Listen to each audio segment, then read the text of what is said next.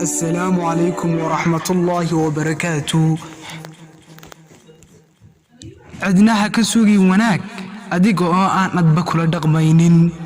هكا فيلان إن أي مالموه كواناجيان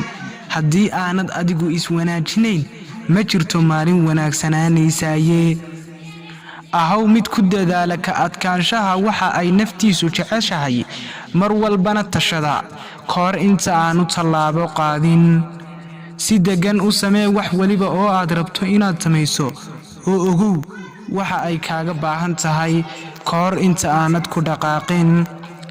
ficilkaaga mas'uuliyadiisa adaa leh